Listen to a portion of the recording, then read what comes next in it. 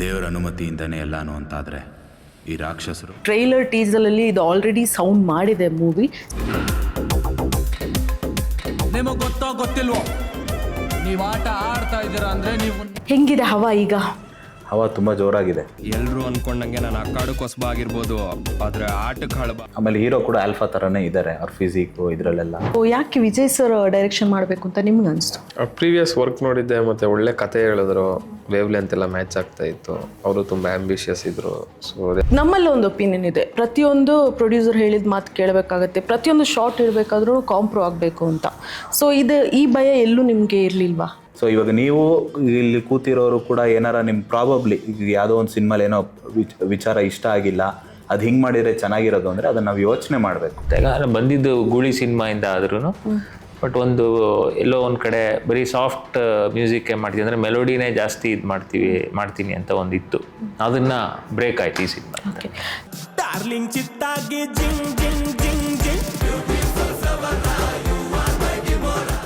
ಅದೇ basically hero come producer ಅಂತಂದರೆ director ಹತ್ರ ಹೇಳ್ತಾರೆ, ಸರ್ ನಾನು 6 ಪ್ಯಾಕ್ ಅಂತ ಮಾಡ್ತೀನಿ, ಒಂದು 4 ಫೈಟ್ ಇಡಿ, ಇದೆಲ್ಲ ಮಾಮೂಲಾಗಿ ಹೇಳೋ ಲೈನ್. ಇದನ್ನೇನಾದರೂ ಸರಿ ಹೇಳಿದ್ರೆ ನೀವು? 6 ಪ್ಯಾಕ್ ಇದೆ ಅಂತ 6 ಪ್ಯಾಕ್ ತೋರಿಸೋದಾಗಲಿ, ಫೈಟ್ ಬರುತ್ತೆ ಅಂತ ಫೈಟ್ ಮಾಡೋದಾಗಲಿ, ಎಮೋಷನ್ ಇಲ್ಲದೆ ಮಾಡೋದು ಅದು ವೇಸ್ಟ್ ಅಂತ ನನ್ನ ಫೀಲಿಂಗ್. ಫಸ್ಟ್ ಸಿನಿಮಾ ಮಾಡ್ತಿದ್ದಾರೆ, ಸೊ ಅವ್ರು ಏನೇ ಇವಾಗ ಮಾಡಿದ್ರು ಅದು ಫ್ರೆಶ್.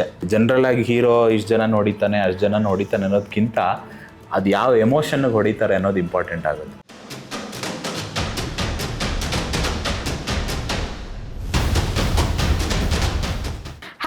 ನಮಸ್ಕಾರ ವೀಕ್ಷಕರೇ, ನೀವು ನೋಡ್ತಾ ಇದ್ದೀರಾ ಬಿಯಾಂಡ್ ಲಿಮಿಟ್ಸ್. ನಾನು ತೇಜಸ್ವಿನಿ.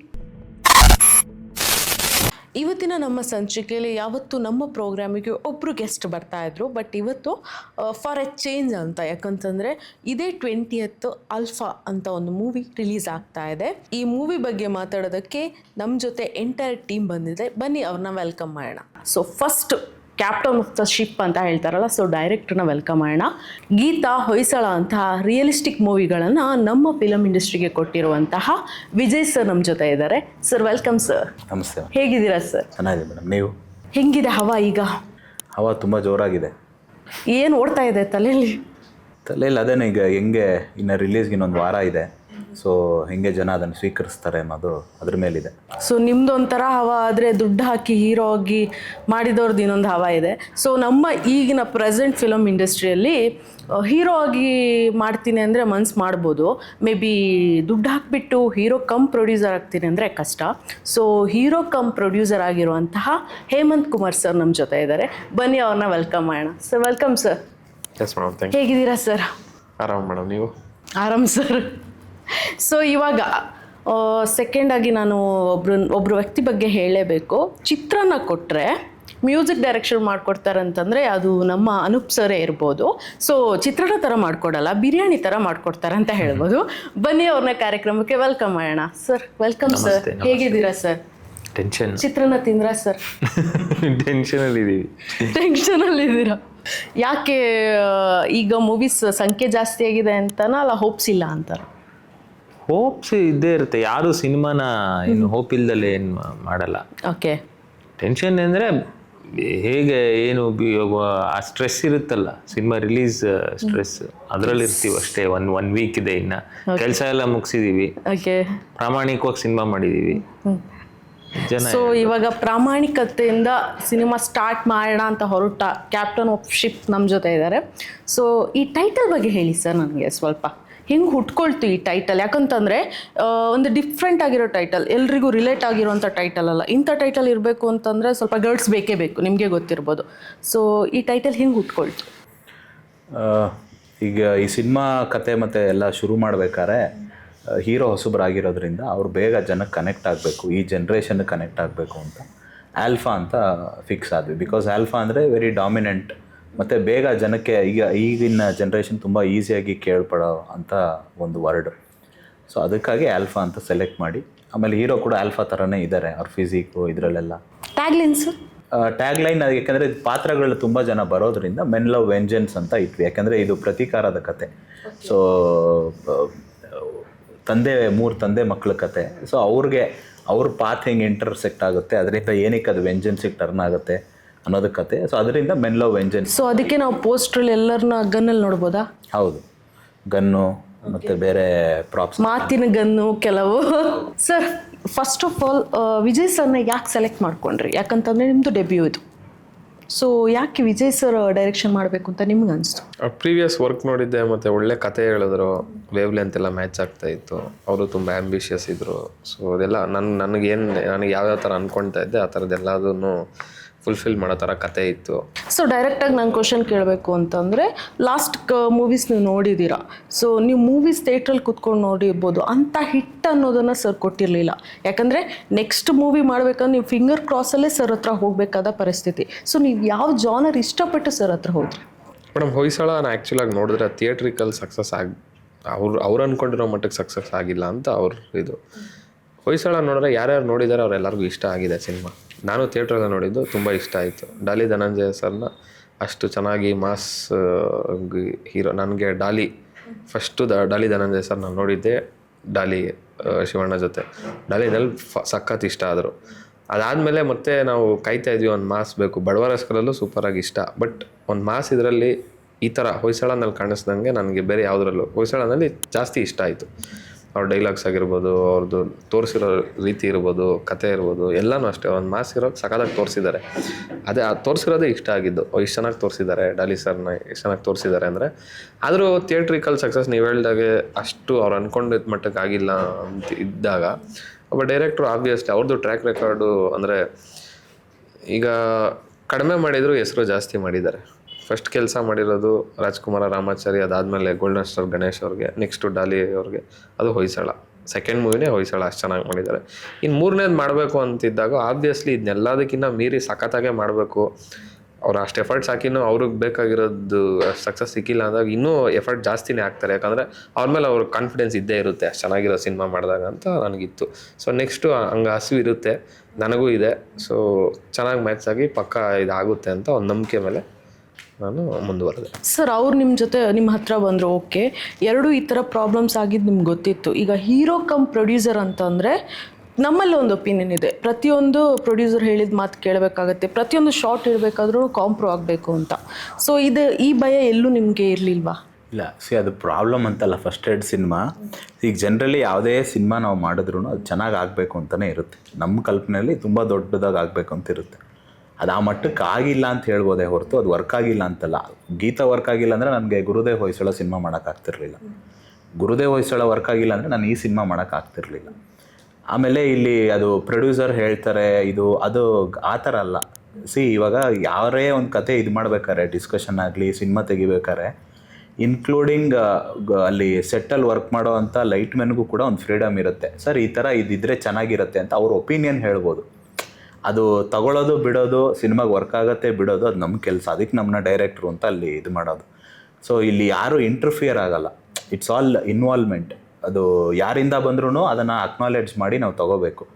ಸೊ ಇವಾಗ ನೀವು ಇಲ್ಲಿ ಕೂತಿರೋರು ಕೂಡ ಏನಾರ ನಿಮ್ಮ ಪ್ರಾಬಬ್ಲಿ ಈಗ ಯಾವುದೋ ಒಂದು ಸಿನಿಮಾಲಿ ಏನೋ ವಿಚಾರ ಇಷ್ಟ ಆಗಿಲ್ಲ, ಅದು ಹಿಂಗೆ ಮಾಡಿದರೆ ಚೆನ್ನಾಗಿರೋದು ಅಂದರೆ ಅದನ್ನು ನಾವು ಯೋಚನೆ ಮಾಡಬೇಕು. ಯೋಚನೆ ಮಾಡಿದಾಗ ಅದು ಕರೆಕ್ಟ್ ಅನಿಸಿದ್ರೆ ಓಕೆ ಅದು. ಸೊ ಅದರಲ್ಲಿ ತಪ್ಪೇನಿಲ್ಲ. ಯಾರು ಅವ್ರು ಹೇಳಿದ್ರು, ಇವ್ರು ಹೇಳಿದ್ರು, ಪ್ರೊಡ್ಯೂಸರ್ ಅವ್ರು ದುಡ್ಡು ಹಾಕಿದ್ದಾರೆ ಅಂತ ಅವರೇ ಹೇಳಿದ್ರು, ಆ ಥರ ಏನಿಲ್ಲ. ಇಟ್ಸ್ ಆಲ್ ಟೀಮ್ ಎಫರ್ಟ್ ಅಂತ ಅದಕ್ಕೆ ಹೇಳೋದು. Cinema is a team effort, ಒಬ್ಬರಿಂದ ಆಗೋದಲ್ಲ ಸಿನಿಮಾ. ಸರ್, ಈ ಟೀಮ್ಗೆ ನೀವು ಹೇಗೆ ಇನ್ನಾದ್ರಿ? ಇವರು ಸೆಲೆಕ್ಟ್ ಮಾಡಿರೋದು ಇವರಿಬ್ಬರು. ನೀವು ಕೇಳಲಿಲ್ವಾ ನನ್ನನ್ನು ಚೂಸ್ ಮಾಡೋದಕ್ಕೆ ಏನು ರೀಸನ್ ಇದೆ ಸರ್ ಅಂತ? ಕೇಳಿದ್ದೀನಿ. ಏನಂದ್ರು ಸರ್? ಹೇಳಿದ್ರೆ ಅಂದರೆ ಆಫ್ಟರ್ 8 years ಆದಮೇಲೆ ನಿಮ್ಮನ್ನ ಇಂಟರ್ವ್ಯೂಲ್ ನಾವೆಲ್ಲ ನೋಡ್ತಾ ಇರೋದು.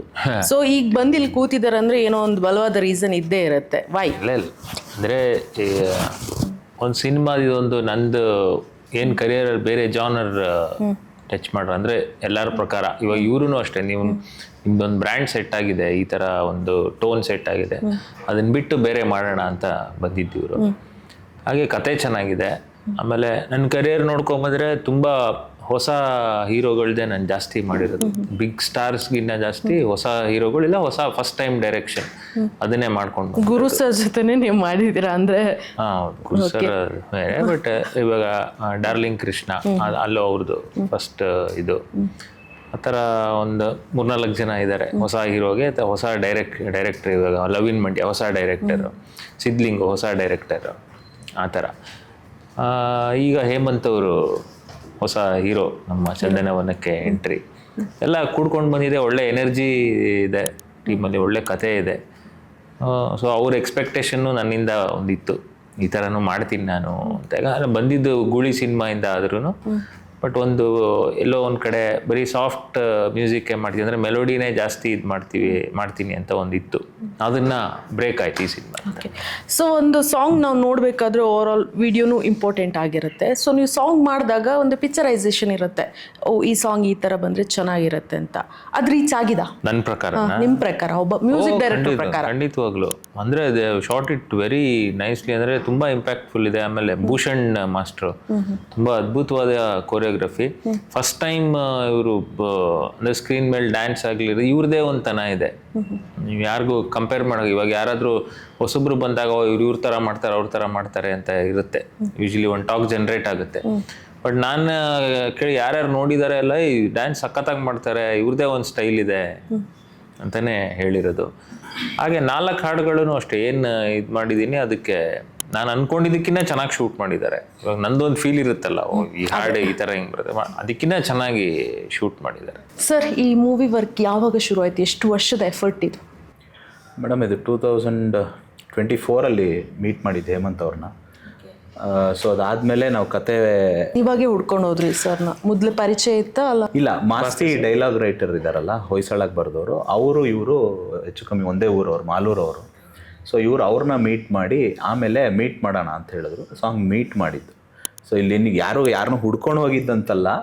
ಸೊ ಈಗ ಜನರಲಿ ಈಗ ಅವರು ಸಿನಿಮಾ ಮಾಡಬೇಕು ಅಂತ ಅವ್ರಿಗಿದ್ದಾಗ ಒಂದು ಮೀಟ್ ಮಾಡಬೇಕು ಜನಗಳನ್ನ, ಆ್ಯಕ್ಟ್ರುಗಳನ್ನಾಗಲಿ, ಡೈರೆಕ್ಟರ್ಗಳನ್ನಾಗಲಿ, ರೈಟರ್ಸ್ನಾಗಲಿ, ಆ ಥರ ಅವ್ರು ಮೀಟ್ ಮಾಡ್ತಾಯಿದ್ರು ಎಲ್ಲರನ್ನೂ. ಮಾಸ್ತಿ ಸರ್ ಹತ್ರ ಮೀಟ್ ಮಾಡಿದಾಗ ಅವ್ರು ನನ್ನ ಹೆಸ್ರನ್ನ ಪ್ರಸ್ತಾಪ ಮಾಡಿದ್ದಾರೆ. ಸೊ ಹಂಗೆ ಮೀಟ್ ಮಾಡಿ ನಾವು ಫಸ್ಟು ಮೀಟ್ ಮಾಡಿದ್ದೇನೆ ಸಿನಿಮಾ ಮಾಡೋಣ ಅನ್ನೋ ಇದಲ್ಲ. ಫಸ್ಟ್ ಜೆಲ್ ಆಗಬೇಕು ನನಗೆ ಅವ್ರಿಗೆ, ಅವ್ರ ಮೈಂಡ್ ಸೆಟ್ಟಿಗೆ ನಾನು, ನನ್ನ ಮೈಂಡ್ ಸೆಟ್ಟಿಗೆ ಅವರು, ಆಮೇಲೆ ಅವ್ರು ಯಾವ ಥರ ಸಿನಿಮಾಗಳನ್ನ ಇಷ್ಟಪಡ್ತಾರೆ, ಅವ್ರು ಚಿಕ್ಕ ವಯಸ್ಸಿಂದ ಯಾವ ಥರ ಸಿನಿಮಾಗಳು ನೋಡ್ಕೊಂಬಂದಿದ್ದಾರೆ, ಆಮೇಲೆ ನನ್ನ ಟೇಸ್ಟ್ ಆಫ್ ಸಿನಿಮಾ ಏನು, ಇದೆಲ್ಲ ಮಾತಾಡಿ ಅದಾದಮೇಲೆ ಓಕೆ ಇಬ್ರಿಗೂ ಚೆನ್ನಾಗಿ ಮ್ಯಾಚ್ ಆಗುತ್ತೆ ಅಂದಮೇಲೆ ನೆಕ್ಸ್ಟ್ ಟೇಕ್ ಆಫ್ ಮಾಡಿದ್ದು ಪ್ರಾಜೆಕ್ಟ್. ಸೊ ಯಾವುದೋ ಒಂದು ಕತೆ ಇದ್ದದನ್ನು ಮೂವಿ ಮಾಡಿದ್ದಲ್ಲ, ಅವ್ರಿಗೋಸ್ಕರ ನೀವು ಮಾಡಿದ್ದ? ಹೌದು. ಏನಕ್ಕೆ ಅಂದರೆ ಇವಾಗ ಜನರಲಿ ನಾವು ಕತೆಗಳು ಮಾಡಿ ಇಟ್ಕೊಳ್ಳೋದು, ಈಗ ಏನಂತಂದರೆ ಅದು ಬೇರೆ ಬೇರೆ ಥರದ್ದು ಇರುತ್ತೆ. ಈಗ ಕೆಲವು ಸ್ಟಾರ್ಗಳಿಗೆ ಪ್ಲ್ಯಾನ್ ಮಾಡಿರ್ತೀವಿ, ಅಥವಾ ಇನ್ನು ಕೆಲವು ಅದರದ್ದೇ ಆದಂಥ ಒಂದು ರೂಟ್ ಇರುತ್ತೆ. ಬಟ್ ಇವ್ರು ಮೀಟ್ ಮಾಡಿದಾಗ ಹೊಸಬ್ರಿಗೆ ನನಗೆ ಯಾವುದೋ ಕತೆ ಇರಲಿಲ್ಲ, ಒಬ್ಬ ಹೊಸ ಹೀರೋ ಮಾಡೋ ಥರ ಯಾವುದೋ ಕತೆ ಇರಲಿಲ್ಲ. ಅದರಿಂದ ಇವ್ರನ್ನ ಮೀಟ್ ಮಾಡಿದ ಮೇಲೇ ಕತೆ ಮಾಡೋಕ್ಕೆ ಶುರು ಮಾಡಿದ್ದು. ಸರ್, ನಿಮ್ಮ ಮೈಂಡಲ್ಲಿ ನಾನು ಈ ಥರ ಇಂಟ್ರೊಡ್ಯೂಸ್ ಆಗಬೇಕು, ನಾನು ಈ ಥರ ಕಾಣಬೇಕು ಅಂತ ಒಂದು ಮಾಮೂಲಾಗಿ ಎಲ್ರಿಗೂ ಇದ್ದೇ ಇರುತ್ತೆ. ಸೊ ನಿಮ್ಮ ಥಾಟಲ್ಲಿ ಏನಿತ್ತು ಸರ್? ಈಗ ನೀವೇನೇನು ಹೇಳಿದ್ರಿ? ನಾನು ಆ್ಯಕ್ಷನ್ ಹೀರೋ ಆಗಬೇಕು ಅಂತ ಮುಂಚೆಯಿಂದ ಇತ್ತು ಮೇಡಮ್, ಆ್ಯಕ್ಷನ್ ಹೀರೋ ಆಗಬೇಕು ಅಂತ ಇತ್ತು. ಬಟ್ ಫಸ್ಟ್ ಮೂವಿಗೆ ಇಷ್ಟು ಆ್ಯಕ್ಷನ್ನು, ಈ ಥರ ಆಲ್ಫಾ ಅಂತ ಟೈಟ್ಲು, ಇಷ್ಟೇ ಫೈಟು, ಇಷ್ಟು ಎಕ್ಸ್ಟ್ರೀಮಾಗಿ ಫೈಟು, ಇಷ್ಟೆಲ್ಲ ಎಕ್ಸ್ಪೆಕ್ಟ್ ಮಾಡಿದ್ದಿಲ್ಲ. ಅಂದರೆ ಅದೇ ಬೇಸಿಕಲಿ ಹೀರೋ ಕಮ್ ಪ್ರೊಡ್ಯೂಸರ್ ಅಂತಂದರೆ ಡೈರೆಕ್ಟರ್ ಹತ್ರ ಹೇಳ್ತಾರೆ, ಸರ್ ನಾನು 6 ಪ್ಯಾಕ್ ಅಂತ ಮಾಡ್ತೀನಿ, ಒಂದು 4 ಫೈಟ್ ಇಡಿ, ಇದೆಲ್ಲ ಮಾಮೂಲಾಗಿ ಹೇಳೋ ಲೈನ್. ಇದನ್ನೇನಾದರೂ ಸರಿ ಹೇಳಿದ್ರೆ ನೀವು?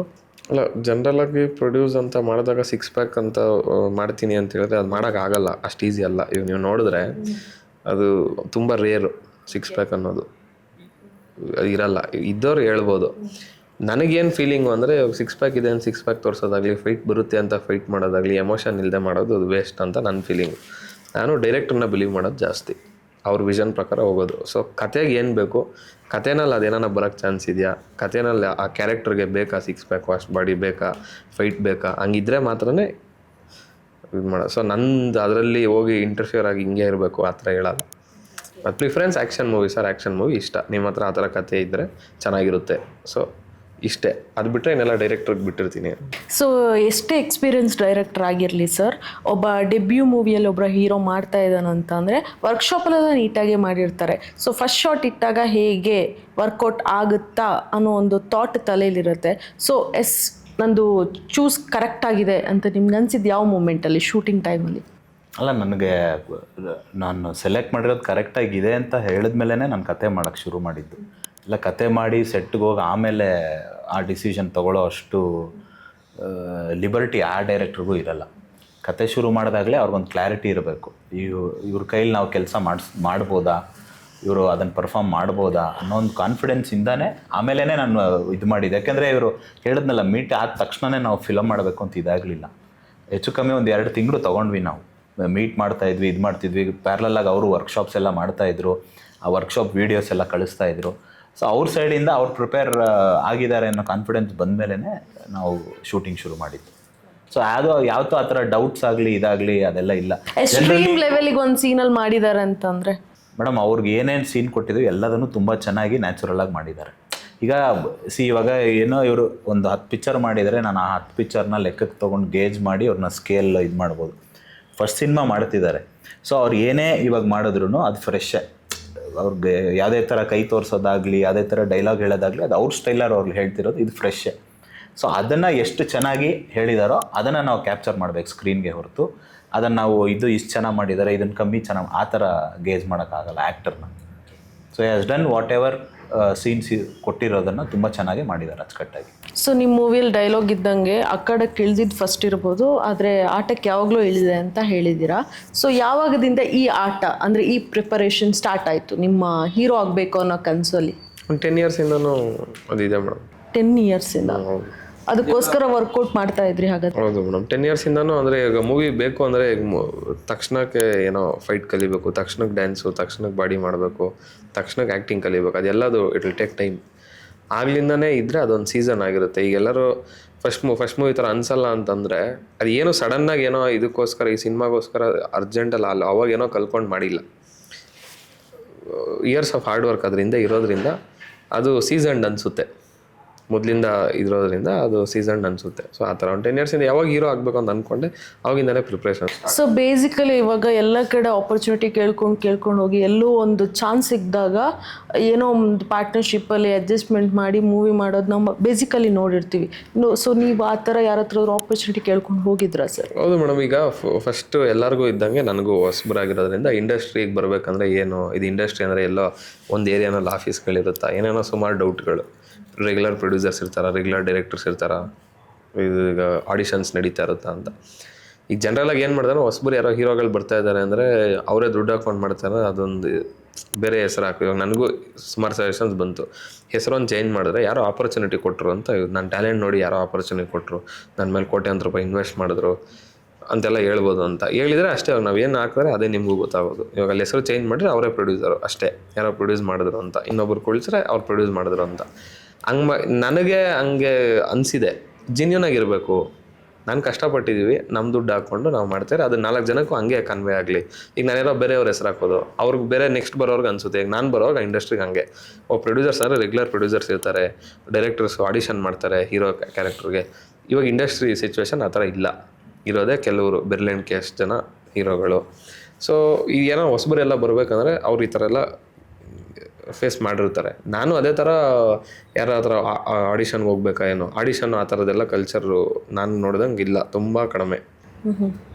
ಆ ಥರ ಏನೂ ಇಲ್ಲ. ಸೊ ಹಂಗಿದ್ದಾಗ ಏನು ಮಾಡಬೇಕು, ಎಷ್ಟಿದ್ರೆ ಏನು ಕ್ಯಾರೆಕ್ಟರ್ಸ್ ಮಾಡಿಕೊಂಡು ಅದೊಂದು ರೂಟ್. ಆ್ಯಕ್ಟಿಂಗ್ ಕ್ಲಾಸಸ್ಗಳಿಗೆ ಹೋಗ್ತಾ ಇದ್ರಿ ನೀವು? ಹೌದು ಮೇಡಮ್, ಹೋಗ್ತಾ ಇದ್ದೆ. ಕ್ಯಾರೆಕ್ಟರ್ಸ್ ಮಾಡ್ಕೊಂಡು ಆ ಥರ ಬರಬೇಕು, ಇಲ್ಲಾಂದರೆ ಇದೇ ಆಪ್ಷನ್ ಇರೋದು. ನನಗೆ ದೇವ್ರ ದಯೆಯಿಂದ ಈ ಆಪ್ಷನ್ನು ಆಗ್ತಾಯಿತ್ತು. ಸೊ ಅದರಿಂದ ಹಿಂಗೆ ಬಂದ್ರಿ. ಆ್ಯಕ್ಟಿಂಗ್ ಕ್ಲಾಸಸ್ಗೂ ಹೋಗಿದ್ದೆ, fight, marshal arts classes, horse riding, acting ಮತ್ತು ಡ್ಯಾನ್ಸು ಎಲ್ಲದೂ ಕ್ಲಾಸಸ್ಗೆ ಹೋಗಿ ಟ್ರೈನ್ ಆಗಿ ಅದಾದಮೇಲೆ ಮಾಡೋಣ ಅಂತ ಬಂದಿದ್ದೆ. ಸರ್, ಈ ಮೂವಿಯಲ್ಲಿ ಒಂದು ಅಪ್ಪನ ಸಾಂಗ್ ಆಲ್ರೆಡಿ ಇವಾಗ ರಿಲೀಸ್ ಆಗಿದೆ. ಸೊ ಈ ಅದ್ಭುತವಾದ ಸಾಂಗ್ ಯಾವ ಟೈಮಲ್ಲಿ ಕಂಪೋಸ್ ಆಯಿತು ಸರ್? ಇಲ್ಲ, ಫಸ್ಟು ಶುರು ಮಾಡಿದಾಗ ಫಸ್ಟ್ ಸ್ಕ್ರಿಪ್ಟ್ ಹೇಳಿದಾಗ ಅದು ಇರಲಿಲ್ಲ, ಹಾಡಿನ ಸಿಚುಯೇಷನ್ ಇರಲಿಲ್ಲ. ಇವ್ರು ಆಮೇಲೆ ಡೆವಲಪ್ ಮಾಡಿದ್ದು. ಡೆವಲಪ್ ಮಾಡಿ ಅದು ಫುಲ್ ಸಾಂಗಾ ಏನು ಅಂತ ಒಂದು ಕನ್ಫ್ಯೂಷನ್ ಇತ್ತು ನನಗೆ. ಶುರು ಮಾಡಿದ್ಮೇಲೆ ಅದು ಅವರು ಹಂಗೆ ಇಲ್ಲ ಫುಲ್ ಸಾಂಗೇ ಬೇಕು ಅಂತ ಹೇಳಿ ಮಾಡಿದ್ದು. ವರ್ಕ್ ತೆಗ್ಸೋದ್ರಲ್ಲಿ ಸರ್ ಹಿಂಗೆ ಯಾವತ್ತಾದ್ರೂ ಕಿರಿಕ್ ಅಂತ ಅನ್ಸಿದ್ದು? ಅಯ್ಯೋ ಯಾಕೆ ಮಧ್ಯರಾತ್ರಿ ಎಲ್ಲ ಕಾಲ್ ಮಾಡ್ತಾನಪ್ಪ ಏನು ನೀವು ಅಂತ ಅನ್ಸಿದ್ದಿಲ್ಲ? ನಾನು ಫಸ್ಟೇ ಅವ್ರಿಗೆ ಹೇಳಿದ್ದೆ 24 hours ಅವೈಲೇಬಲ್ ಇರ್ತೀನಿ ನಾನು. ಓಕೆ, ಆ ಥರ ಏನು ಇದಿಲ್ಲ. ಯಾಕಂದ್ರೆ ಕೆಲವ್ರಿಗಿತ್ತು ಕೈಗೆ ಸಿಗಲ್ಲ ಇದು ಅಂತೆಲ್ಲ ಇತ್ತು. ಆ ಥರ ಯಾವತ್ತು ನಾನು ಇದು ಮಾಡಿಲ್ಲ, ಕೈಗೆ ಸಿಗದೆ. ಇಂಡಸ್ಟ್ರಿ ವರ್ಕ್ ನೈಟ್ ಟೈಮೇ ಜಾಸ್ತಿ ಮೂವಿಂಗ್ ಅಲ್ಲಿ ಇರೋದು, ಅದಕ್ಕೆ ಕೇಳಿದೆ. ಅಲ್ಲ, ಡೇ ಟೈಮಲ್ಲಿ ಫೋನ್ ಎತ್ತಿದ್ರೆ ಅಲ್ಲೇ ಕೆಲಸ ಮುಗಿಯುತ್ತೆ, ಎತ್ತದೇ ಇದ್ದಾಗ ಅದು ನೈಟ್ವರೆಗೂ ಹೋಗುತ್ತಷ್ಟೇ. ಸೊ ಇವಾಗ ಜನರಲಿ ಯಾರೇ ಟೆಕ್ನಿಷಿಯನ್ಸು ಬೇಗ ಸಿಗ್ತಾರೆ ಅಂದರೆ ಅದು ಆಗೋಗುತ್ತೆ ಈಸಿಯಾಗಿ ಕೆಲಸ. ಇವಾಗ ಅವ್ರಿಗೆ ಫೋನ್ ಎತ್ತಲ್ಲ ಇದೆಲ್ಲ ಅವರು ಕೆಲಸನೇ ಮಾಡ್ತಿರ್ತಾರೆ. ಎಲ್ಲರೂ ಬ್ಯುಸಿ ಇರ್ತಾರೆ. ಸೊ ಪ್ರತಿಯೊಂದು ಪ್ರಾಜೆಕ್ಟ್ಗೆ ಅವರು ಟೈಮ್ ಕೊಡಬೇಕು, ಇದ್ರ ಜೊತೆ ಬೇರೆ ಸಿನಿಮಾಗಳು ಮಾಡ್ತಿರ್ತಾರೆ. ಸೊ ಆ ಥರ ಅವರು ಡಿವೈಡ್ ಮಾಡಿ ಇಟ್ಟಿರ್ತಾರೆ ಟೈಮ್. ಇದು ಇವ್ರದ್ದೊಂದು ಅಡ್ವಾಂಟೇಜ್ ಏನಂದರೆ ಅವ್ರು ಹೇಳಿದ ಟೈಮಿಗೆ ಕರೆಕ್ಟಾಗಿ ಬಂದ್ಬಿಡ್ತಾರೆ. ಓಕೆ 9:30 ಅಂದರೆ 9:30 ಕರೆಕ್ಟಾಗಿ ಇರ್ತಾರೆ. 11 ಗಂಟೆ ಅಂದರೆ ಕರೆಕ್ಟ್ 11 ಗಂಟೆಗೆ ಇರ್ತಾರೆ. ಆಮೇಲೆ ಕೆಲಸದ ವಿಷಯದಲ್ಲಿ ಕಿರಿಕೇನಿಲ್ಲ. ಯಾವ್ದು ಅವ್ರಿಗೆ ಇಷ್ಟ ಆಗಿದ್ದು ಇಷ್ಟ ಆಯಿತು ಅಂತ ಹೇಳ್ತಾರೆ, ಇಷ್ಟ ಆಗಲಿಲ್ಲ ಅಂದರೆ ಇದನ್ನ ಬೇರೆ ಮಾಡ್ಬೋದು ಅಂತ ಅಷ್ಟೇ. ಅದರಲ್ಲಿ ಕಿರಿಕ್ ಆ ಥರ ಎಲ್ಲ. ಅಂದರೆ ಇವಾಗ ಮ್ಯೂಸಿಕ್ ಬಗ್ಗೆ ತರೋವಾಗಿ ಒಬ್ರಿಗೆ ಸೆನ್ಸ್ ಇದ್ದರೆ ಅಂದರೆ ನೀವು ಹೇಳೋದು ಅವ್ರಿಗೆ ಅರ್ಥ ಆಗುತ್ತೆ ಒಂದು ಲೈನಲ್ಲಿ. ಸೊ ಇಲ್ಲ ಇದು ಈ ಥರ ಆಗಲ್ಲ ಸರ್, ಯಾಕೆ ರೀಸನ್ ಕೊಡಬೇಕಾಗತ್ತೆ. ಸೊ ಆ ಥರ ಏನಾದರೂ ಆ ಥರ ಯಾವ ಸಂದರ್ಭ ಬಂದಿಲ್ಲ, ಯಾವುದು ಬಂದಿಲ್ಲ. ಯಾಕಂದರೆ ಅವ್ರಿಗೆ ಏನು ಬೇಕೋ ಅದನ್ನು ಕರೆಕ್ಟಾಗಿ ನಮಗೆ ಕನ್ವೆ ಮಾಡಿಬಿಟ್ರೆ ನಾವೇನೋ ಮಾಡಿರ್ತೀವಿ. ಒಂದೊಂದ್ಸಲಿ ವರ್ಕ್ ಆಗುತ್ತೆ, ಒಂದೊಂದ್ಸಲಿ ವರ್ಕ್ ಆಗಲ್ಲ. ಅಲ್ಟಿಮೇಟಾಗಿ ಡೈರೆಕ್ಟ್ರ್ ವಿಷನ್ ಏನಿದೆ ಅದನ್ನು ಸ್ಯಾಟಿಸ್ಫೈ ಮಾಡೋದೇ ನಮ್ಮ ಕೆಲಸ. ಎನಿ ಟೆಕ್ನಿಷಿಯನ್, ನಾನು ಅಂತಲ್ಲ, ಎಡಿಟರ್ ಆಗಿರ್ಬೋದು, DOP ಆಗಿರ್ಬೋದು, ಇವ್ರು ಏನು ಮಾಡ್ಬೋದು, ಇವ್ರು ಏನು ಕತೆ ಕಟ್ಕೊಂಡಿದ್ದಾರೆ, ಇವ್ರು ಏನು ಅದೊಂದು ಚಿತ್ರಣ ಮಾಡ್ಕೊಂಡಿರ್ತಾರೆ ಮನಸ್ಸಲ್ಲಿ ತಲೆಯಲ್ಲಿ, ಅದನ್ನು ನಮ್ಗೆ ಹೇಳ್ತಾರೆ. ಅದ್ರ ಪ್ರಕಾರ ನಾವು ಕೆಲಸ ಮಾಡ್ತೀವಿ. ಅದು ನಮಗೂ ಸ್ಪಾಂಟೇನಿಯಸ್ ಆಗೇ ಬರೋದು. ನಾವು ಏನು ಮುಂಚೆ ಪ್ರಿಪೇರ್ ಆಗಿರಲ್ಲ. ಇವಾಗ ನಾನು ಇವ್ರು ಈ ಥರ ಕತೆ ಹೇಳಿದ್ದಾರೆ, ಈ ಥರ ನಾನು ಟ್ಯೂನ್ ಮಾಡ್ಬಿಡ್ಬೇಕು ಅಂತ ಹಿಂದಿನ ದಿನನೇ ನಾನು ಪ್ರಿಪೇರ್ ಆಗಿ ಇವ್ರಿಗೆ ಪ್ರೆಸೆಂಟ್ ಮಾಡೋದು, ಅದು ವರ್ಕ್ ಆಗಲ್ಲ. ಈ ಥರ ಡೈರೆಕ್ಟರ್ಸ್ಗೆ ವರ್ಕ್ ಆಗಲ್ಲ. ಅದು ಏನಂದ್ರೆ ಅವರೇ ಎದುರುಗಡೆ ಕೂತಿರ್ತಾರೆ. ಇವಾಗ ನಾನೊಂದು ಲೈನ್ ಕಂಪೋಸ್ ಮಾಡಿದ್ರೆ ಅಂದ್ರೆ ಸರ್ ಈ ತರ ವರ್ಕ್ ಆಗಲ್ಲ ಅಂತ ಅಂದ್ರಲ್ಲ, ಯಾವ ತರ ಸರ್? ಅದೇ ನಾನು ಹಿಂದಿನ ದಿನ ನಾನು ಟ್ಯೂನ್ ರೆಡಿ ಮಾಡಿ ಇಟ್ಕೊಂಡ್ಬಿಟ್ಟು ಇವ್ರಿಗೆ ಕೇಳ್ಸಕ್ಕಾಗಲ್ಲ. ಇಲ್ಲ, ಅದು ಯಾವಾಗ ವರ್ಕೌಟ್ ಆಗಲ್ಲ ಅಂತ ನಿಮ್ಗೆ ಗೊತ್ತಾಯ್ತು? ಅವ್ರ ನರೇಷನ್ ಕೊಟ್ಟಾಗ್ಲೇ ಗೊತ್ತಾಗ್ಬಿಡುತ್ತೆ. ಓಕೆ, ಇವಾಗ 2 ಸಿನಿಮಾ ಮಾಡಿ ಎಕ್ಸ್ಪೀರಿಯನ್ಸ್ ಇದೆ ಅವ್ರಿಗೆ. ಆಮೇಲೆ ಮುಂಚೆ ಕೋ-ಡೈರೆಕ್ಟರ್ ಕೆಲಸ ಮಾಡಿ ಎಕ್ಸ್ಪೀರಿಯನ್ಸ್ ಇದೆ ಅವ್ರಿಗೆ. ಸಿನಿಮಾಗೆ ಹೊಸಬ್ರಲ್ಲ ಇವರು, ಆ ಪ್ರೋಸೆಸ್ ಗೊತ್ತಿರುತ್ತೆ. ಇವಾಗ ನಾನೇ ಕೇಳಿದಾಗ ರೆಡಿ ಮಾಡ್ಕೊಳ್ಳೋದಾದ್ರೆ ನಾನು ಬಂದ್ಬಿಡ್ತೀನಿ ಸರ್ ಅಂತಾರೆ ಅವರು. ಅವಾಗ ನಮಗೆ ಅಲರ್ಟ್ ಆಗ್ತೀವಿ. ಅವಾಗ ಡೈರೆಕ್ಟ್ರಿಗೆ ವಿಷನ್ ಇದೆ ಇದು ಅಂತ ಗೇರ್ ಶಿಫ್ಟ್ ಮಾಡ್ಕೊಳ್ತೀವಿ ನಾವೇನೆ. ಸೊ ಇಲ್ಲಾಂದ್ರೆ ಬೇಸಲ್ಲ ಇರ್ತೀರಾ ಅಂತ ಆಯ್ತು. ಹಾಗಾದ್ರೆ ಬೇಜ ಅಂತಲ್ಲ, ಪುಷ್ ಬೇಕು. Any director you'd inspire the whole team ಅಲ್ವಾ. ಇವಾಗ ಡೈರೆಕ್ಟ್ರೇ ಡಲ್ ಆಗಿದ್ರೆ ಎಲ್ಲ ಡಲ್ಲಾಗೇ ಇರುತ್ತೆ. ಅವ್ರು ಇನ್ಸ್ಪೈರ್ ಮಾಡ್ತಾನೆ ಇರಬೇಕು. ಇವಾಗ ನಾನು ಒಂದು ಡಿಪಾರ್ಟ್ಮೆಂಟು ಡೈರೆಕ್ಟ್ ನೀವು ಶುರು ಮಾಡಿದ್ರೆ ಕ್ಯಾಪ್ಟನ್ ಆಫ್ ದ ಶಿಪ್ ಅಂತ ಏನಕ್ಕೆ ಅಂತಾರೆ. ಎಲ್ಲ ಡಿಪಾರ್ಟ್ಮೆಂಟ್ನು ಹಿಡಿತದಲ್ಲಿ ಇಟ್ಕೊಂಡಿರ್ತಾರೆ ಅವರು. ಸೊ ಪ್ರೊಡ್ಯೂಸರ್ನ ಅವ್ರು ಫಾಲೋ ಮಾಡ್ತಿರ್ತಾರೆ, ಡೈರೆಕ್ಟ್ರನ್ನ ನಾವು ಫಾಲೋ ಮಾಡ್ತಿರ್ತೀವಿ, ಆ ಥರ. ಸರ್ ಇವಾಗ ಒಂದು ರೇಂಜಿಗೆ ಎಲ್ಲನೂ ಕಂಪ್ಲೀಟ್ ಮಾಡಿ ರಿಲೀಸ್ ಅಂತಕ್ಕೆ ಬಂದಿದೆ ಮೂವಿ. ಸೊ ಮೈಂಡ್ ಸೆಟ್ಟಲ್ಲಿ ಏನು ಓಡ್ತಾ ಇದೆ ಸರ್ ಇವಾಗ? ಅಂದರೆ ನಿಮಗೆ ಇವಾಗ ರಿಲೀಸ್ ಆಗಿರೋ 150 ಮೂವೀಸಲ್ಲಿ ಎಷ್ಟು ಮೂವಿಗಳು ಸೌಂಡ್ ಮಾಡ್ತಾ ಇದೆ, ಎಷ್ಟು ಜನರ ಬಾಯಲ್ಲಿ ಎಷ್ಟು ಟೈಟಲ್ ಇದೆ ಅನ್ನೋದು ಏನು ಓಡ್ತಾ ಇದೆ ಮೈಂಡಲ್ಲಿ ನಿಮ್ಗೆ? ನಮ್ಮದು ದೇವ್ರ ದಯೆಯಿಂದ ಎಲ್ಲ ಪ್ರಮೋಷನ್ಸ್ ಎಲ್ಲ ಚೆನ್ನಾಗಿ ಆಗ್ತಾ ಇದೆ ಮೇಡಮ್. ಹಂಗೆ ಟ್ರೈಲರು, ನಾವು ಏನು ಸಾಂಗ್ಸ್ ರಿಲೀಸ್ ಮಾಡಿದ್ವಿ ಎಲ್ಲದಕ್ಕೂ ಒಳ್ಳೆ ರೆಸ್ಪಾನ್ಸ್ ಬಂದಿದೆ. ಯಾರ್ಯಾರು ನೋಡಿದ್ದಾರೆ ಅವರೆಲ್ಲರಿಗೂ ಇಷ್ಟ ಆಗಿದೆ. ಸೊ ಅದೇ ರೀತಿ ಟ್ರೈಲರ್ನೂ ಫಿಲಮಿಂದನೇ ಕಟ್ ಮಾಡಿರೋದು, ಸಾಂಗ್ಸು ಫಿಲಮಲ್ಲಿರೋದೆ, ಅದು ವೀಡಿಯೋ ಸಾಂಗ್ಸೇ ಬಿಟ್ಟಿದ್ದೀವಿ ಕರೆಕ್ಟಾಗಿ. ಸೊ ಅದೆಲ್ಲ ನೋಡಿ ಒಳ್ಳೆ ರೆಸ್ಪಾನ್ಸ್ ಇದೆ ಅಂತ ಹೇಳಿದ್ದಾರೆ.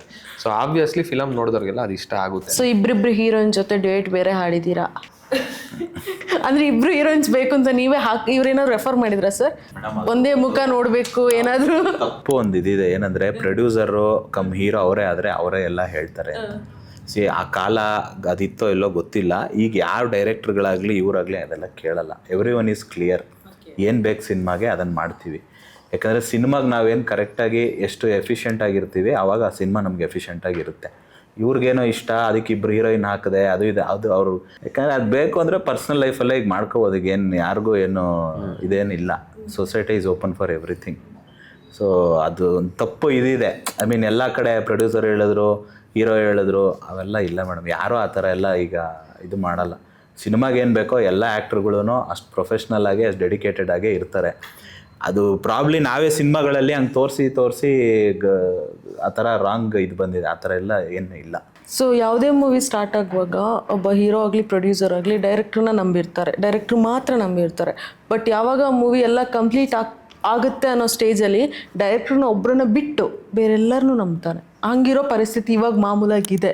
ಸೊ ಈಗ ನಿಮ್ಮಿಬ್ಬರ ಬಾಂಡಿಂಗ್ ಹೆಂಗಿದೆ ಸರ್ ಇವಾಗ? ಅಂದರೆ ಮೇಡಮ್ ಡೈರೆಕ್ಟರ್ನ ಬಿಟ್ಟು ಬೇರೆ ಎಲ್ಲರೂ ನಂಬ್ತಾರೆ. ಸೊ ಫಸ್ಟ್ ಪ್ರಿಂಟ್ ನೋಡ್ತಿರ್ತೀರ, ಫಸ್ಟ್ ಕಾಪಿ ನೋಡಿರ್ತೀರ. ಸೊ ನಿಮ್ಮ ಜೊತೆ ಒಂದು 4-5 ಜನ ಬಂದಿರ್ತಾರೆ ಅಂತ ಅಂದ್ಕೊಳ್ಳಿ. ಡೈರೆಕ್ಟ್ರು ಈ ಥರ ಮಾಡ್ಬೋದಿತ್ತಲ್ಲ, ಯಾಕೆ ನಿಮ್ಗೆ ಹೇಳಿಲ್ವಾ? ಈ ಕಾಸ್ಟ್ಯೂಮ್ ವೈಸ್ ಸ್ವಲ್ಪ ಡಲ್ ಇದೆಯಲ್ಲ, ಯಾಕೆ? ಇದೆಲ್ಲ ಬಂದೇ ಬರುತ್ತೆ ಮಾಮೂಲಾಗಿ. ಅಷ್ಟು ನಾವು ಅದರಲ್ಲೆಲ್ಲ ಕ್ಲಿಯರ್ ಆಗಿದ್ವಿ. ಸೊ ಆ ಥರದ್ದೆಲ್ಲ ಏನೂ ಬಂದಿಲ್ಲ, ಬರೋದು ಇಲ್ಲ. ಏನಕ್ಕಂದರೆ ಈಗ ಫಸ್ಟು ಅದು ನನ್ನ ಡಿಸಿಷನ್ನು. ಓಕೆ, ಅವ್ರನ್ನ ನಂಬಿರೋದು ಇಲ್ಲ ಕಥೆನ ಓಕೆ ಮಾಡೋದು ಅದೆಲ್ಲ ಮಾಡಿರ್ತೀವಿ. ಅದು ಸೊ ಅಲ್ಲಿಂದ ಅದೇ ಥರ ಕ್ಯಾರಿ ಆಗಿದೆ ಅಷ್ಟೇ. ಆ ನಂಬಿಕೆ ಅನ್ನೋದು ಎಷ್ಟು ಮುಖ್ಯ ಸರ್? ಹೌದು, 100% ಮುಖ್ಯ ಮೇಡಮ್. ಏನಕ್ಕಂದರೆ ನಾನು ಡೈರೆಕ್ಟರ್ನ ನಂಬೋದು. ಸೊ ಅವ್ರ ವಿಷನ್ನ ಎಷ್ಟೇ ಅಂದ್ಕೊಂಡ್ರು ಅವ್ರು 100% ಅವ್ರ ಮನಸ್ಸಲ್ಲಿರೋದನ್ನೋ ತಲೆಯಲ್ಲಿರೋದನ್ನೋ ನಮಗೆ ಎಕ್ಸಾಕ್ಟಾಗಿ ಅದನ್ನೇ ಅಂತ ಹೇಳೋಕ್ಕಾಗಲ್ಲ. ಒಂದು ಸರ್ಟೆನ್ ಪಾಯಿಂಟ್ವರೆಗೂ ಹೇಳ್ಬೋದು. ಸೊ ಅದಾದ್ಮೇಲೂ ಎಕ್ಸಿಕ್ಯೂಷನ್ ಅಂತ ಇರುತ್ತೆ. ಅವ್ರು ಅಂದ್ಕೊಂಡಿರೋದೆಲ್ಲ 100% ಬರುತ್ತೆ, ಇಲ್ಲ ಎಕ್ಸಿಕ್ಯೂಟ್ ಮಾಡೋದ್ರಲ್ಲಿ ಎಷ್ಟೋ % ಬರುತ್ತೆ. ಸೊ ಎಲ್ಲನೂ ಸೇರಿ ಅದೇ ಅವ್ರ ವಿಷನ್ ಮೇಲೇ ವರ್ಕ್ ಆಗ್ತಾ ಇರುತ್ತೆ ಎಲ್ಲನೂ. ಸೊ ಅವ್ರಿಗೆ ಬಿಡಬೇಕು ಅಂತ ನನ್ನ ಒಂದು ಅನಿಸಿಕೆ. ಓಕೆ, ಎಷ್ಟು ದಿನ ಶೂಟ್ ಮಾಡಿದ್ರಿ ಸರ್? ಯಾವುದೆಲ್ಲ ಲೊಕೇಶನಲ್ಲಿ? ಇದು ಬ್ಯಾಂಗ್ಳೂರು, ಮಾಲೂರು, ಈ ಲೊಕೇಶನ್. ಮ್ಯಾಂಗ್ಳೂರಲ್ಲಿ ಮಾಡಿದ್ರಿ? ಬ್ಯಾಂಗ್ಳೂರಲ್ಲಿ ಮಾಡಿದ್ವಿ. ಹೈದರಾಬಾದಲ್ಲಿ ಮಾಡಿದ್ದೀವಿ, ರಾಮೋಜಿ ಫಿಲ್ಮ್ ಸಿಟಿನಲ್ಲಿ ಸಾಂಗ್ಸ್ ಮಾಡಿದ್ದಲ್ಲೇ. ಅದು ಬಿಟ್ಟರೆ ಸಕಲೇಶ್ಪುರದಲ್ಲಿ ಮಾಡಿದ್ವಿ. ಸೊ ಇದೊಂದು 65 ದಿನ ಮಾಡಿದ್ದೀವಿ ಮೇಡಮ್ ಫುಲ್ ಶೂಟ್. ಹಾಂ. ಸೊ ಯಾವುದ್ರಲ್ಲೂ ಕಾಂಪ್ರೋ ಆಗಿಲ್ಲ? ಇಲ್ಲ ಅವ್ರು ಡೇ ಒನ್ನಿಂದನೂ ಪ್ರೊಡ್ಯೂಸರ್ಗೂ ಇತ್ತದು ಈ ಥರ ಯಾವುದಕ್ಕೂ ಕಾಂಪ್ರಮೈಸ್ ಆಗೋದು ಬೇಡ ಅಂತ. ಆಮೇಲೆ ನಾನು ಕೂಡ ನನ್ನ ಕಳೆದ 2 ಸಿನಿಮಾನಲ್ಲಿ ಮಾಡಿದಾಗ್ಲೂ ನನ್ನ ಪ್ರೊಡ್ಯೂಸರ್ಸ್ ತುಂಬಾ ಯಾವುದಕ್ಕೂ ಕೊರತೆ ಮಾಡಿಲ್ಲ. ಸೊ ನನಗೆ ಸಿಕ್ಕಿರೋ 3 ಪ್ರೊಡ್ಯೂಸರ್ಗಳೂ ನಾವೇನು ಕೇಳಿದೋ ಅದಕ್ಕಿಂತ ಹೆಚ್ಚಾಗೇ ಕೊಟ್ಟಿದ್ದಾರೆ. ಇನ್ಫ್ಯಾಕ್ಟ್ ಇವ್ರಿಗೆ ಇನಿಷಿಯಲ್ ಬಡ್ಜೆಟ್ ನಾವು ಕೊಟ್ಟಿದ್ದಕ್ಕಿಂತ ಅದಕ್ಕಿಂತ ಜಾಸ್ತಿನೇ ಆಗಿದೆ. ಬಟ್ ಇಟ್ಸ್ ಆಲ್ ವಿಜುವಲಲ್ಲಿ ಕಾಣುತ್ತೆ. ಅದು ನೀವೇ ಟ್ರೈಲರು, ಟೀಸರು, ಸಾಂಗಲ್ಲಿ ನೋಡಿದಾಗ ಅದು ನಿಮ್ಗೆ ಕಾಣುತ್ತೆ. ಸೊ ಯಾವ ದುಡ್ಡನ್ನು ಇದು ಮಾಡಿಲ್ಲ. ಕ್ವಾಲಿಟಿಗೋಸ್ಕರ ನಾವು ಏನೇನು ಡಿಮ್ಯಾಂಡ್ ಮಾಡುತ್ತೋ ಅದೆಲ್ಲ ಮಾಡಿ ಎಲ್ಲನೂ ಎಫಿಷಿಯೆಂಟಾಗಿ ಯೂಸ್ ಆಗಿದೆ. ಸೊ ಎಷ್ಟು ಸಾಂಗ್ಸ್ ಇದೆ ಸರ್ ಮೂವಿಯಲ್ಲಿ? ಎಷ್ಟು ಸಾಂಗ್ಸ್ ನಾವು ನೋಡ್ಬೋದು? ಯಾರ್ಯಾರು ಹಾಡಿದ್ದಾರೆ? 4 ಹಾಡುಗಳಿದೆ. ಅಂದರೆ ನನ್ನ ಕರಿಯರಲ್ಲಿ ಫಸ್ಟ್ ಟೈಮು ಒಂದು ಸಿನಿಮಾಗೆ ಒಬ್ಬರೇ ಸಾಹಿತಿ ಎಲ್ಲ ಹಾಡುಗಳು ಬರೆದಿರೋದು.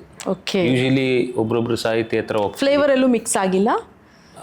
ಅಂದರೆ ಫ್ಲೇವರ್ ಅಂದರೆ ಒಂದೇ ಮೂವಿಗೆ ಅಷ್ಟು ಸಾಂಗ್ಸ್ ಒಬ್ಬರೇ ಬರ್ದಿರ್ತಾರ ಅಂತ ಅಂದರೆ ಎಲ್ಲ ಮಿಕ್ಸಪ್ ಆಗುತ್ತೆ, ಒಂದೇ ಜಾನರ್ ರಿಪೀಟ್ ಆಗುತ್ತೆ? ಇಲ್ಲ ಆ ಥರ ಏನಾಗಿಲ್ಲ. ಯಾಕಂದ್ರೆ ನೀವು ಹಳೆ ಸಿನಿಮಾಗಳೆಲ್ಲ ನೋಡಿದ್ರೆ ಒಬ್ಬ ಚಿ ಉದಯಶಂಕರೇ ಎಲ್ಲ ಹಾಡುಗಳು ಬರೆಯೋರು, ಹಂಸಲೇಖ ಸರೇ ಎಲ್ಲ ಬರೆಯೋರು, RN ಜಯಗೋಪಾಲ್ ಬರೆಯೋರು, ನಾಗೇಂದ್ರ ಪ್ರಸಾದ್ ಸರ್ ಬಂದು ಇವಾಗ ಮೆಜೆಸ್ಟಿಕ್ ಆಗಲಿ, ಎಕ್ಸ್ಕ್ಯೂಸ್ ಮೀ ಆಗಲಿ, ಅದೆಲ್ಲ ಒಬ್ಬರೇ ಲಿರಿಕ್ ರೈಟ್ರು. ಒಂದು ಸಿನಿಮಾಗೆ ಒಬ್ಬರೇ ಲಿರಿಕ್ ರೈಟ್ರು.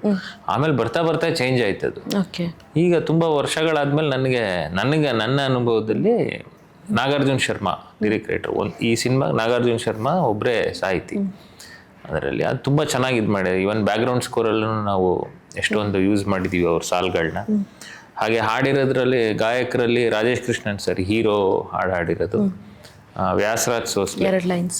ಯಾವುದು 2 ಲೈನ್? ಈಗ ಹೀರೋ ಅಂತ ಹೇಳಿದ್ರಲ್ಲ.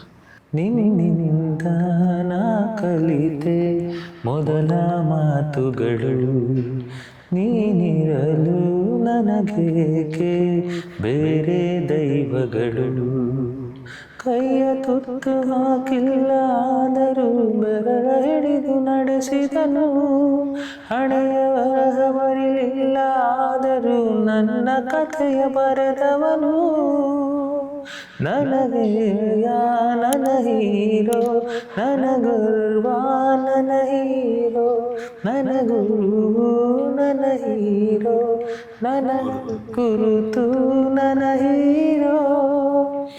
ತಂದೆಗೆ. ಸೊ ಇನ್ನು ಮುಂದೆ ನಾವು ನೋಡೋದಾದ್ರೆ ಅಪ್ಪನ ಬರ್ಡೇ ಟೈಮಲ್ಲಿ, ಫಾದರ್ಸ್ ಡೇ ಟೈಮಲ್ಲಿ ಈ ಸಾಂಗ್ನ ನಾವು ಎವ್ರಿ ಡೇನೂ ಪ್ಲೇ ಮಾಡ್ಬೋದು. ಅವ್ರ ಎವ್ರಿ ಡೇಗೂ ಫಾದರ್ಸ್ ಎಲ್ಲ ಮಕ್ಕಳಿಗೆ ಹೀರೋನೇ. So every day dedicate. ಮಕ್ಕಳಿಗೆ ಫಸ್ಟ್ ಹೀರೋ ತಂದೆನೇ ತಾನೆ. ಅದು ಹೆಣ್ಣಾಗಿರ್ಲಿ ಗಂಡಾಗಿರ್ಲಿ, ಹೆಣ್ಮಕ್ಳಿಗೆ ಸ್ವಲ್ಪ ಜಾಸ್ತಿ. ಓಕೆ. ಸೊ ಈ ಅಪ್ಪನ್ ಸೆಂಟಿಮೆಂಟ್ ಮೂವಿಯಲ್ಲಿ ಥ್ರೋಟ್ ಕ್ಯಾರಿ ಆಗುತ್ತಾ ಸರ್? ಅಲ್ಲ, ಬೇಸ್ ಇರೋದೇನೆ, ಈ ಕತೆ ಇರೋದೇನೆ 3 ತಂದೆ ಮಕ್ಕಳ ಕತೆ. ಸೊ ಸ್ಟಾರ್ಟಿಂಗಿಂದ ಎಂಡಿಂಗ್ವರೆಗೂ ಅದಿದೆ. ಈ ವೈಲೆನ್ಸ್ ಅನ್ನೋದು ನಿಮಗೆ ಈಗ ನಮ್ಮ ಫ್ಯಾಮಿಲಿ ವಿಚಾರಕ್ಕೆ ಯಾರ ಬಂದಾಗ ಜನರಲಾಗಿ ಮನುಷ್ಯರು ಹೆಂಗೆ ರಿಯಾಕ್ಟ್ ಮಾಡ್ತಾರೋ ಅದು ವೆಂಜನ್ಸ್ ಆಗಿ ಟರ್ನ್ ಆಗೋದು ಅಷ್ಟೇ. ಯಾರೇ ಒಂದ್ಸಲಿ ಇದು ಮಾಡಿದ್ರು ಇನ್ಫ್ಯಾಕ್ಟ್ ನಿಮಗೂ ಕೂಡ ಯಾರೋ ನಿಮ್ಮ ಫ್ಯಾಮಿಲಿ ಪರ್ಸ್ನಲ್ ವಿಚಾರಕ್ಕೆ ಬಂದರೆ ನೀವು ಹೆಂಗೆ ರಿಯಾಕ್ಟ್ ಮಾಡ್ತೀರೋ ಅದೇ ಥರನೇ ರಿಯಾಕ್ಟ್ ಮಾಡ್ತಾರೆ ಕತೆಗಳಲ್ಲಿ ಎಲ್ಲ ಪಾತ್ರಗಳು. ಓಕೆ, ಸೊ ಬೇಸಿಕಲಿ ಎಲ್ಲರೂ ಸೈಲೆಂಟಾಗೇ ಇರ್ತೀವಿ, ನಮ್ಮದು ಅಂತ ಬಂದಾಗ ಹಿಂಗೆ ಟರ್ನ್ ಆಗುತ್ತೆ ಅನ್ನೋದು ಮೀನ್ಸ್ ಸರ್ನ ನಾವು ಸ್ಟಾರ್ಟಿಂಗ್ ಒಂದು ಸಿಂಪಲ್ ಮನುಷ್ಯನಾಗಿ ನೋಡ್ಬೋದು. ಸಿಂಪಲ್ ಮನುಷ್ಯ ಅನ್ನೋದಕ್ಕಿಂತ ಎವ್ರಿಡೇ ಕ್ಯಾರೆಕ್ಟರ್, ನಮ್ಮ ಅಕ್ಕಪಕ್ಕ ನಾವುಗಳು ಬೆಳೆದಿರೋ ರೀತಿನಲ್ಲೇ ಅವರು ಸಿಂಪಲ್ ಕ್ಯಾರೆಕ್ಟರ್ ಇರ್ತಾರೆ. ಅವ್ರದ್ದೇ ಒಂದು ಕನಸುಗಳಿರುತ್ತೆ, ಅವ್ರ ಫ್ಯಾಮಿಲಿ ಅಮ್ಮ ಅಪ್ಪ ಅವ್ರ ಜೊತೆ ಹೆಂಗಿರಬೇಕೋ ಹಂಗಿರ್ತಾರೆ, ಫ್ರೆಂಡ್ಸ್ ಜೊತೆ ಹೆಂಗಿರಬೇಕೋ ಹಂಗಿರ್ತಾರೆ. ಸೊ ಈ ಥರ ಎವ್ರಿಡೇ ಹುಡುಗ ಹೆಂಗಿರ್ತಾರೋ ಆ ಥರ ಇರ್ತಾರೆ. ಅದು ಯಾವಾಗ ಟರ್ನ್ ಆಗುತ್ತೆ ಅಂದಾಗ ಅವ್ರ ಜೀವನದಲ್ಲಿ ಅಂಥ ಘಟನೆಗಳು ನಡೆದಾಗ ಅದು ಟರ್ನ್ ಆಗಿ ಅದು ವೈಲೆಂಟಿಗಾಗಿ ಟರ್ನ್ ಆಗುತ್ತೆ.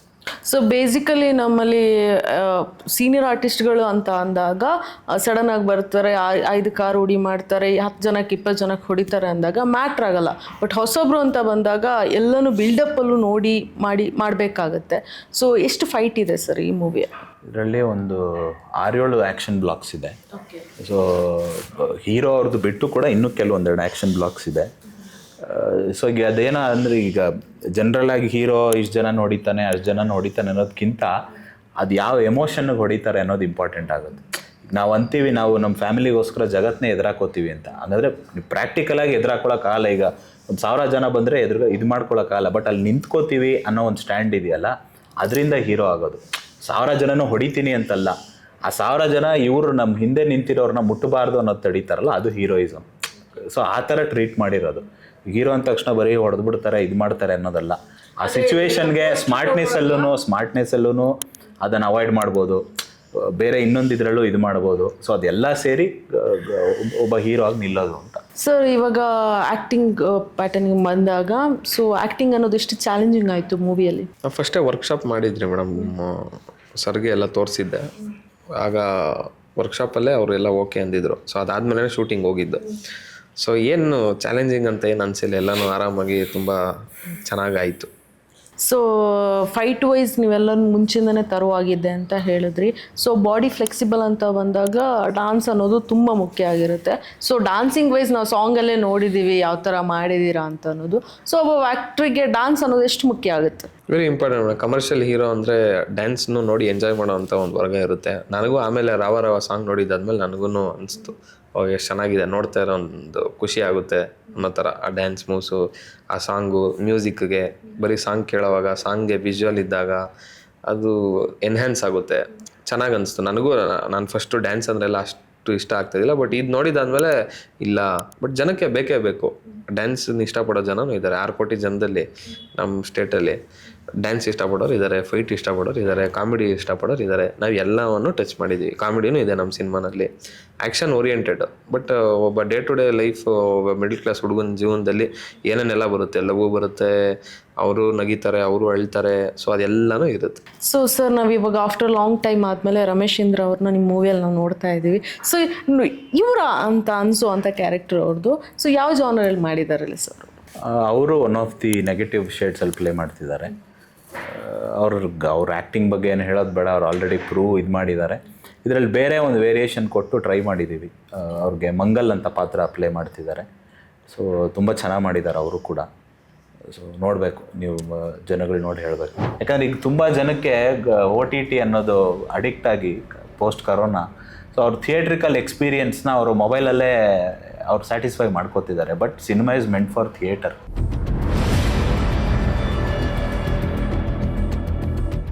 ಸೊ ಇವಾಗ ಬೇಸಿಕಲಿ ಮಾತಿದೆ ಸರ್, ಹೊಸಬ್ರು ಮೂವಿ ಅಂತ ಬಂದಾಗ 100 ಡೇಸ್ ಓಡ್ತಿಲ್ಲ, ಓಡಿಸ್ತಾರೆ ಅನ್ನೋದು. 100% ಮೇಡಮ್, 100%.